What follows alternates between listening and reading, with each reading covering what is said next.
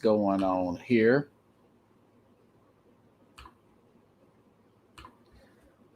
Hello, everybody. Welcome to SportsSkope. I'm your host, Robert Butler.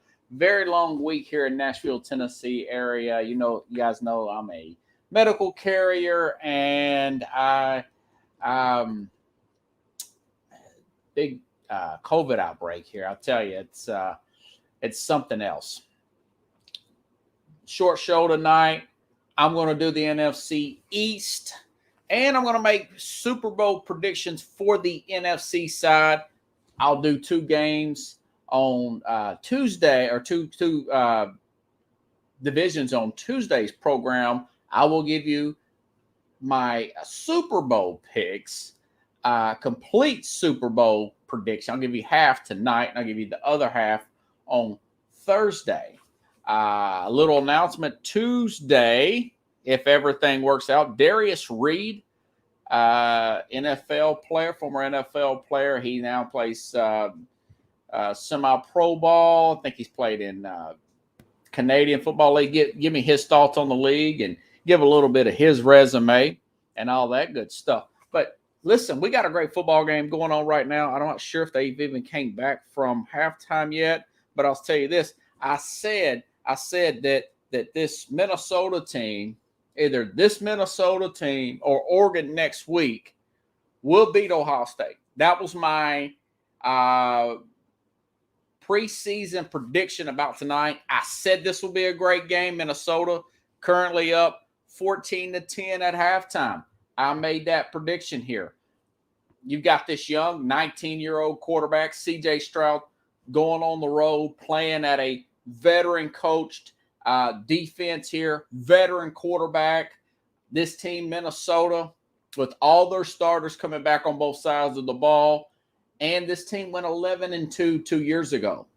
So I knew this would be a struggle. I predicted they would lose this game or they would lose the Oregon game, which is next week. Now, the Oregon game's at home. If they win these two games, if he can come back tonight and rally and win these two games, it looks like they might not win this game. But judging the way this quarterback is starting to feel the pressure, this C.J. Stroud, I don't think they're going to come back. But a lot more talent. They're ranked fourth in the country.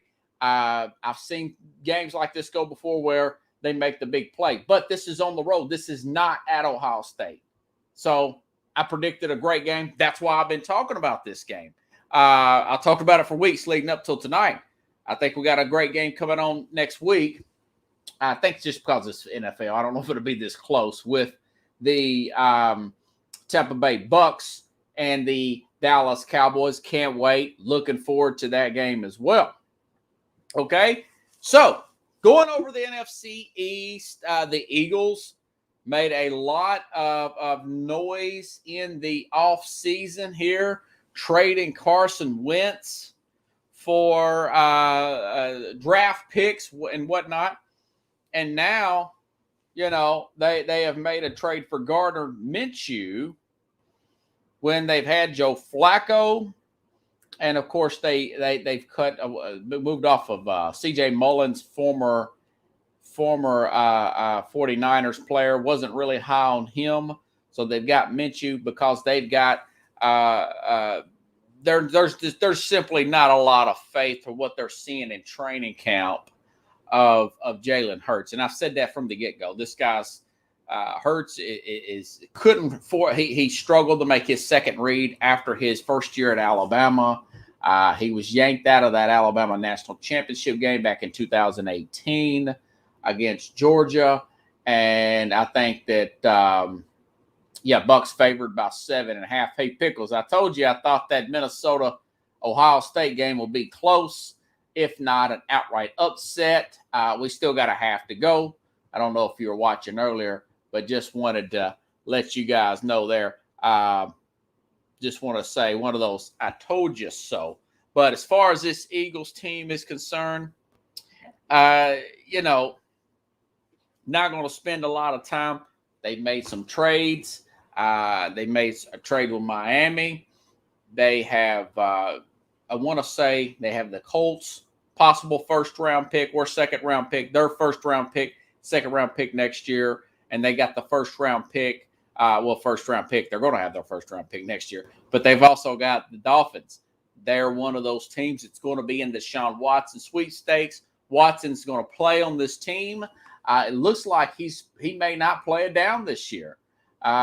Sometimes you just got to listen, Pickles, to your first instinct. And my first instinct when all this came down was they might not play. Then I was reading some other things that say otherwise. So maybe that's the case there. But this Eagles team, they got an aging offensive line. They got a quarterback that I have zero to no faith in. And they have a brand new coach here. They're fair defensive line. Got a little bit of holes in the secondary. But I'm looking at their schedule, and I just don't have a lot of faith in it. A lot of people think that they're going to win that Atlanta game. I'm not one of those people. Atlanta, by the way, with Tampa, by the way, Pickles, they are 100% vaccinated. Atlanta's offense, Atlanta won this game last year. I expect them at Atlanta to win this game this year. Then they got to play San Francisco at home. Then they got to go play at Dallas. Well, that's 0-3. Well, Pickles, guess what? You know who they play after that? They play the Kansas City Chiefs, then at Carolina. That's 0-1, 2, 3, 4, and 5 to me. They host Tampa after that. Then at Vegas. I just don't see a lot of wins here, okay? I mean, I was thinking maybe they can knock out maybe the Jets, but the Jets look great. Jets got a pretty good defensive line, and this rookie quarterback may win Rookie of the Year the way he's playing. It may be between Zach Wilson and Mac Jones, but I just don't have a lot of faith in them. I'm thinking that this Eagles team will be anywhere from 5-12 to 3-14. I think Houston will probably get the number one pick, but I think these guys will probably be in the top 5, if you ask me, Pickles. So not going to spend a lot of time on them. I know Jamie, he was, they were 4-11-1 last year. But I just not really feeling this Eagles team. Now, I'm going to go over here and talk the teams from the worst to the best. You see what I'm saying? So I'm going to flip back here and talk about the Giants team. Now, the Giants are a physical team. They have a good pass rush. The thing about this Giants team is defensively, Pickles, they finished at 6-10 last year, but they couldn't hardly stop the run, And for a team that had such a good pass rush, you would think that I'm just looking here, it looks like Ohio State's moving the ball in the second half. Just a little glance there on my phone. And they're supposedly going to get Saquon Barkley back in possibly by week 1. But here's my reservations on this team. I know they've made some moves here to bring in other offensive linemen, but Pro Football Focus got them ranked 32nd offensive line in the league coming in this year. 17-14. Yeah, I figured they would. It's going to be a close game, though. It's going to be a close game. And that guy's already made one mistake, this quarterback here. But let's see. The guy threw a pass from C.J. Stroud. Yeah, I was just questioning his throwing ability. As far as the Giants are concerned, this team is heavily reliant on Jones making that next step. They've upgraded. They went out and got free agent wide receivers, and they drafted Kenny Galladay. There's times Kenny Galladay looked great last year. Other times he didn't. Got a little banged up last year, but they've got him along with Cordavius. I want to say this guy's name is Tony out of Florida. a lot of people were pretty high on him coming out of Florida. They've got Kyle Rudolph at tight end. Now, Evan Ingram is hurt, but they got Galladay. Ingram is hurt. Kyle Rudolph is a much older player. I want to say pushing 34. Now, Sterling Shepard there. They're going to have to run the ball. They're going to have to lean on the run. And Daniel Jones is going to have to, make key third down plays and not look around and fumble the ball so much. This is a big year for him. And a big loss, they lost Dalvin Tomlinson. That was their defensive tackle, best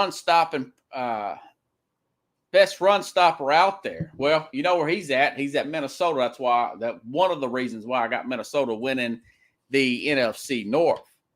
But with that low-rated offensive line and this, very competitive division here, I'm just not sure.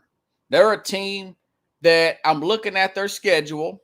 Now, they opened up against Denver. I had them beating Denver at the beginning. I had them beat Denver. I said, well, home team, very emotional coach, have the defense involved. And in the offseason, I looked at that Denver game and I thought, yeah, they could beat Denver in East Rutherford. But now I'm looking at Denver secondary. I'm looking at Bradley Chubb. I'm looking at Von Miller. And the offseason moves. Denver's got the highest rated secondary in the NFL coming in this season, according to Pro Football Focus. And the main thing is Denver's got Teddy Bridgewater. So Bridgewater's not going to make that big mistake. He's the quarterback veteran. They're going to have a really good running game between Melvin Gordon and their Javonte Williams out of I want to say this guy's like a second-round pick out of North Carolina. Great pickup. They're going to have a good 1-2 punch there. Pretty solid offensive line. They're going to go up there and beat the Giants in East Rutherford. But then these guys got a short week, and they got to go play Washington at Washington. And Washington's coming off of another home game that I think they're going to beat. And I'll talk about them here in a minute. I think they're going to beat the Charger team. Mika Fitzpatrick, he's going to look good early. And then he's going to fall apart like he always does. That's why they call it Fitzmagic. Sometimes you see him play well. Sometimes you don't. But they got a really good defensive line. So, then they got Atlanta at home. But I'm looking at the at Dallas. I like Dallas to beat them. The Rams. May knock out the Rams on October 17th, but I'm sure they'll be underdogs. They got to play at Kansas City this year, at Tampa this year, Pickles, at the LA Chargers, check this out. December 5th, they got to fly down. They got to fly from East Rutherford, New Jersey to Miami, Florida, okay? Then they got to go fly back to East Rutherford, New Jersey, and then fly to LA and play the Chargers. Two physical, good defensive lines, back-to-back weeks. Then they come home and play Dallas. Well, Dallas always matches up well against them. And then at Philadelphia, at Chicago, and Washington home. So I got this Giant team anywhere from 7-10 to 8-9. I think they're going to be just short of winning the division to get into the playoffs. And that's being generous because Judge has coached these guys into playing hard for them. But once things go south with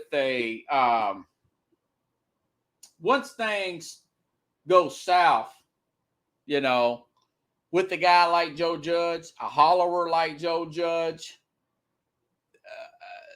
the team's going to tune this guy out. I've seen this a million times. He's already – they've had numerous players, sudden retirements. I think it was the most in the league during the training camp. I talked about that fist fight last year where Mark Colombo actually punched him in the face, from what I read, by all accounts. And Raining in Minnesota. Well, that helps the running game right there. That helps the running game. Yeah. 17-14. Guys, I told you this would be a tight game. I told you it'd be a tight game. You know? And it looks like that they're moving the ball 1st and 10 at the 42. So, I told you. So, I think the Giants are going to come up short. I think they're going to be looking for a quarterback next year. You know? But we'll see. I mean, they can look up and play well. Get the right breaks, may slide into a playoff as a wild card, may win this division. They got to get to the playoffs this year. That's the expectations of getting to the playoffs this year.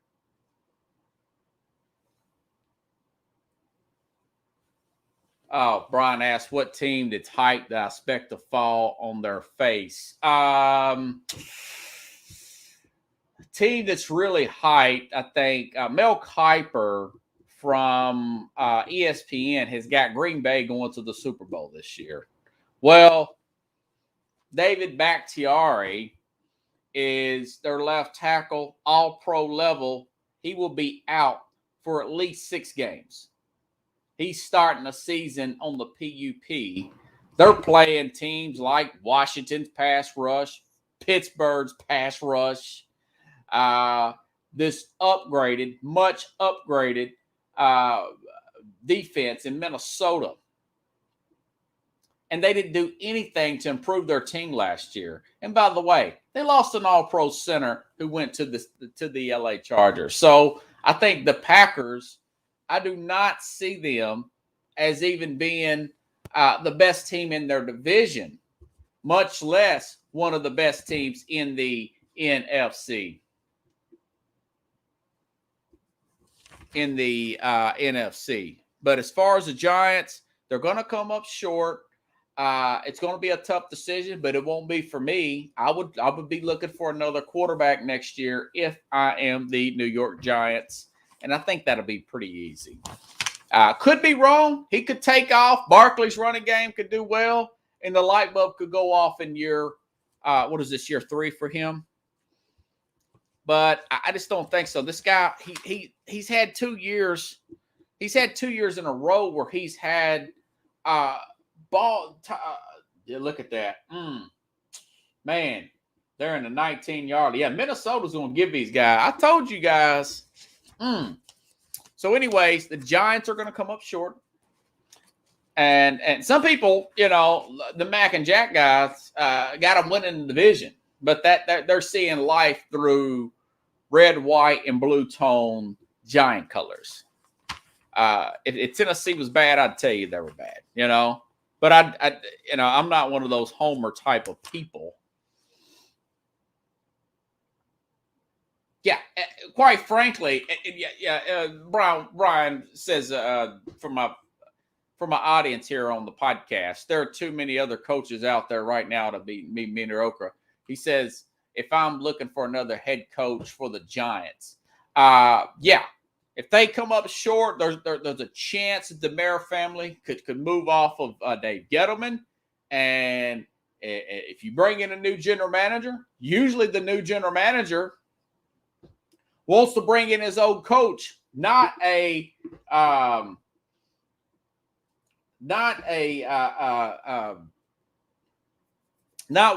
hothead that was from the other administration. Okay. Yes. Thank you, Pickles. Touchdown, Minnesota. A 19-yard run from Muhammad Abraham. And now you're up 21-17. Just a quick little college update while I'm doing the program here. This Abraham has 139 yards and 2 touchdowns. A lot of that came on a 4th down play. Great call by P.J. Fleck there.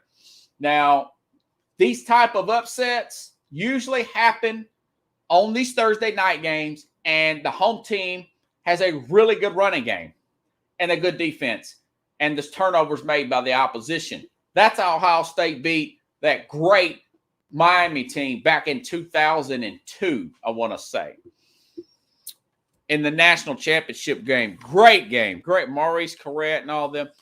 I love that. I love that. So, anyways, the Giants could be moving off Gettleman, could be moving off, definitely move off Jones next year, Daniel Jones here. So, moving right along to the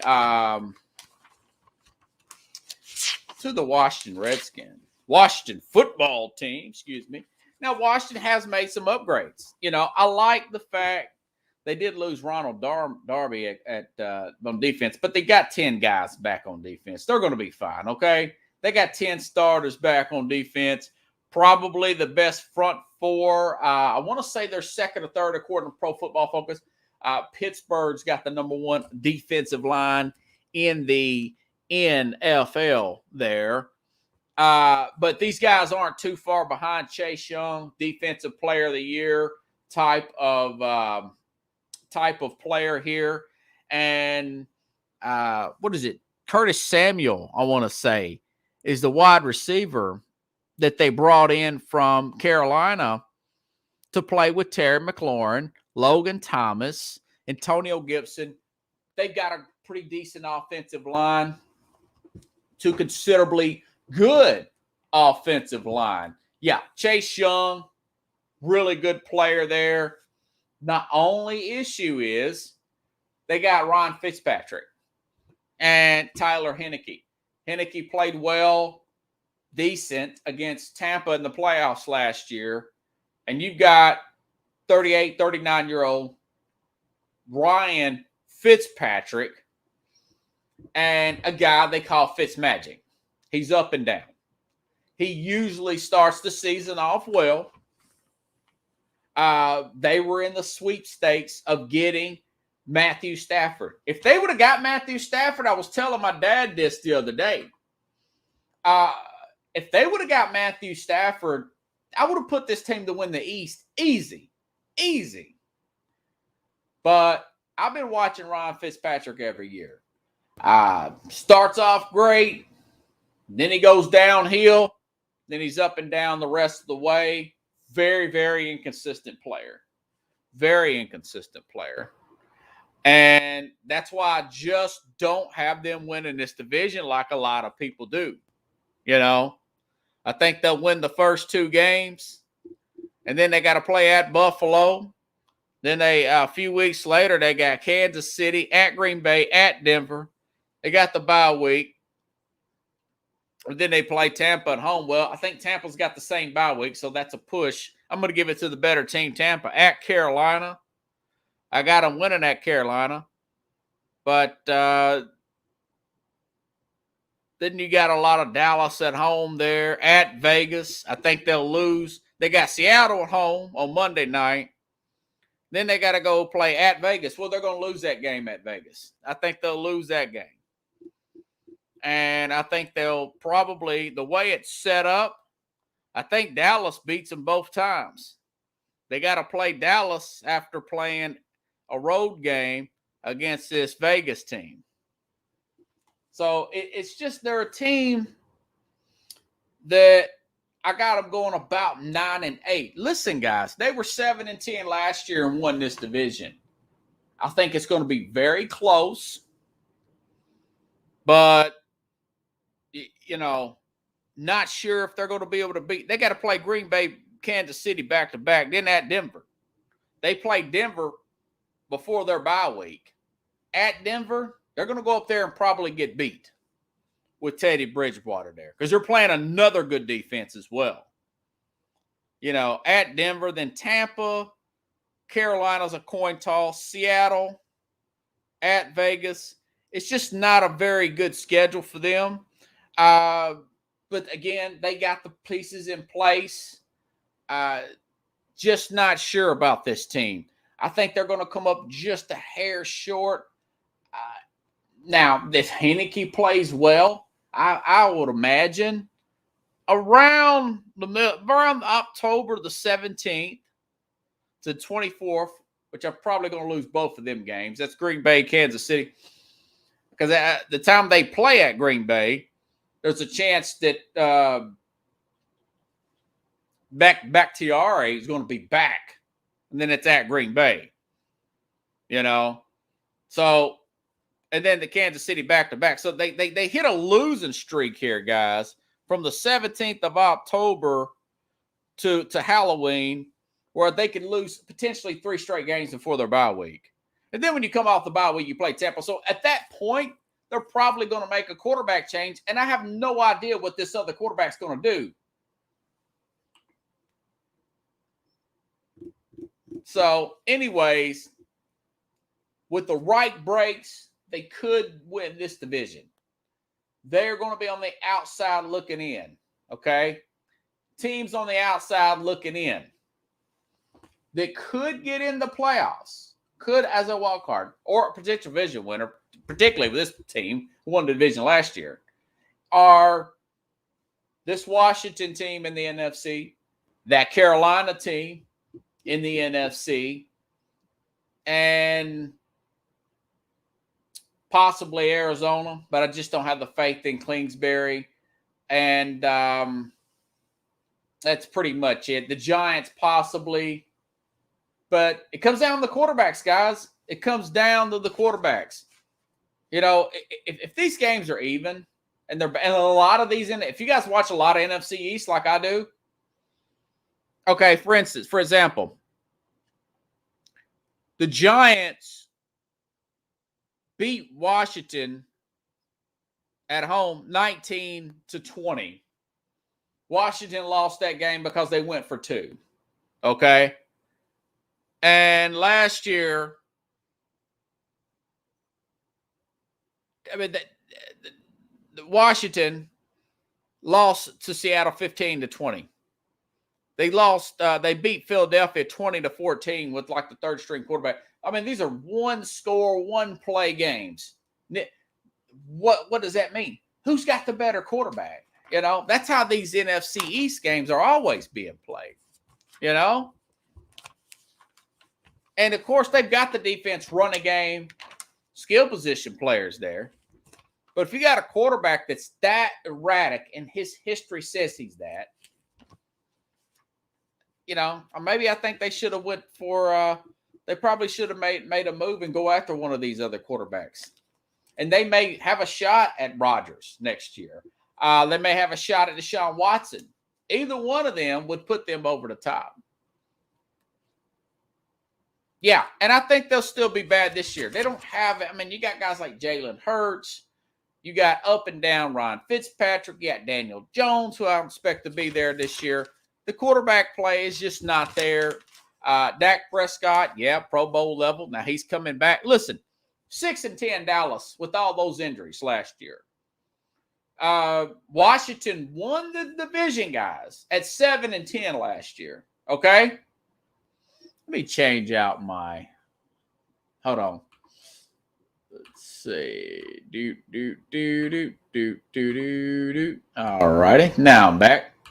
So Washington won the division at 7-10 last year. Dallas is 6-10. Or they won the tiebreaker over Dallas. Whatever. The point is, if Prescott didn't get hurt, they won it last year. You know, they've got all their offensive line back. Speaking of Dallas, and they've got a new coordinator here. They got a new defensive coordinator. God, what's that guy's name? I can't think of his name now. Dan Quinn. And, you know, Michael Parsons, there's already talk about him. He's having an historically good, he's playing at elite level to be a rookie, even for the speed. And he does look like, you saw the Hard Knocks thing. So I think he's going to be a defensive rookie of the year type of candidate. And I think bringing in guys like this, Kenny Neal from Atlanta, and I like their second-round draft pick. They went all defense in their draft, you know. With Quinn there, this offense is going to be the best offense they've had. I even like Dalton Schultz at tight end. But you got CeeDee Lamb, Amari Cooper, and who is this other guy? I always forget that other wide receiver's name there. Michael Gallup. One of the better offensive lines in football. It's not the top like it used to be, but their defense doesn't have to be top 5. Their defense just has to be anywhere from 15th to 20th. That's good enough to win this division. You know, and I think Dan Quinn will get that much out of them. Bend but don't break. And it's got a lot of these games, like for instance, Washington game, Giants game. These guys, he's going to make those plays. Dak will make those plays. You know, I got them going 11-6. Possibly, or 11-7, excuse me. 11-6, 10-7. They're going to be the lowest seed division winner. I see this team going winning this division by like one game, right? You know, they've got a rough start at Tampa, at the Chargers. But then they've got Philadelphia at home, Carolina at home, Giants at home, at New England. Well, they're probably 3-3 there. Then they've got to play at Minnesota. I think they'll lose that Minnesota game. But then they got Denver at home, Atlanta at home. They'll lose the and of course I credit this one. Loses to Kansas City. But then they got Thanksgiving. They own these Thanksgiving games. Raiders at they will destroy the Raiders. At home. Well, they'll beat them. And then at New Orleans, at Washington, at the Giants, Washington home, Arizona at Philadelphia. So they could go on a big winning streak after Thanksgiving. I think they will go on the winning streak. So it's this team, they have a big bounce back here. Remember, Mike McCarthy's won a Super Bowl, guys. And this team improved vastly down the stretch last year with all their injuries. Dan Quinn is not this big world beater coach, but I think that Mike Nolan made that defense, and I was wrong about him. God, was I wrong? He made that defense too complicated for the players. He made that defense way too complicated for the players. They didn't get it together until at the very end of their tenure there. And McCarthy won like the division like 8-9 years in a row for Green Bay. A lot of that was on Rodgers and his let's see what that score is. It's still 21-17, and Minnesota's got the ball back.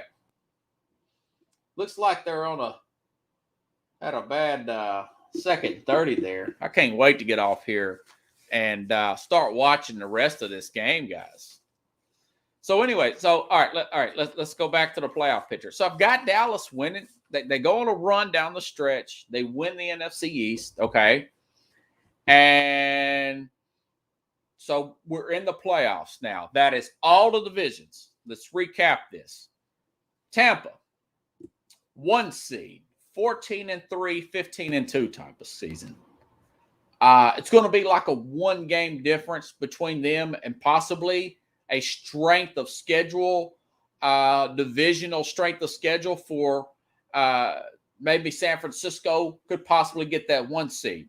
But I have Tampa, the 31st ranked schedule, all those starters back, all those coaches back, all those assistants back, even got guys like Fournette. By the way, Tampa, the whole team just got vaccinated. The whole team's vaccinated, okay? So I got Tampa as the 1 seed. I got San Francisco as the two seed, okay? Minnesota, a lot of people don't agree with this, but I do. I've got them as the 3, and obviously I've got Dallas as the 4 seed, okay? Here are my 3. Remember, guys, there is not a bye week there's not a bye week for the second seed. So and they have an extra wild card. So I've got my 5 seed, which is the wild card seeds. Seattle, they're 12-5. They get the top wild card. The Rams slide in there at the 6th seed, and they're 10-7. The 7th seed is the Green Bay Packers. The Rams only go ahead of the Packers because they have a better divisional. I think there's a chance they could beat Green Bay in Green Bay. So, and that they both have the same record, but they will rise up above this team. Okay. So round 1. Remember, the 2 seed will play the lowest seed, which will be Green Bay. So San Francisco hosts Green Bay. It's going to be like last time, the last playoff game. I think they're going to run the ball really well, and Green Bay's not going to have an answer for them. So I definitely think Frisco wins that game. Now I've got Minnesota. They will be home against the Rams in that defense. I think the 3 seed Minnesota beats this team that backpedals into they start off well, guys, and they backpedal into the playoffs there, and Minnesota wins that game. I've got Dallas playing Seattle. Remember, a few years ago, Dallas beat Seattle in Dallas. I expect that to happen this year in the playoffs, okay? So I've got Dallas beating Seattle there. So then you go to the next round, okay? Dallas will play at Tampa. And it's just going to be just like it's going to be next week. Tampa moves on to the NFC championship game. And San Francisco hosts Minnesota like they did a few years ago. And San Francisco goes on to the NFC championship game. So San Francisco will be playing at Tampa. Now listen, with Trey Lance possibly getting a lot of snaps there, playing some situational football there, that defensive line led by Nick Bosa, that running game, Trent Williams, one of the best left tackles in football, they could go down there and beat Tampa and get to the Super Bowl. But Tampa, being the smart quarterback that Tom Brady is, he'll take what they give him. It'll be a very close game. I'm saying probably 27-21, something of that nature. Tampa makes it back to the Super Bowl, and they represent the NFC. Tuesday, I will be I'll break down two divisions in the AFC, and then I'll do the other 2 Thursday of next week, and I'll give you my Super Bowl prediction and Super Bowl winner. Yeah, Tampa, they're going to be loaded. They're going to sail throughout the regular season. Every time I read something on New Orleans, they have another injury. The Carolina Panthers are too young. The defense is still terrible for Atlanta, and Tampa, they've got the clean slate schedule. They're going to get that bye week. It's going to be good for the older quarterback and Tom Brady. So I just see them getting there. Now, of course, Frisco could beat them, but I'm going to do the AFC next week. We're going to have this guy, Darius Reed, on, and a former NFL kick returner.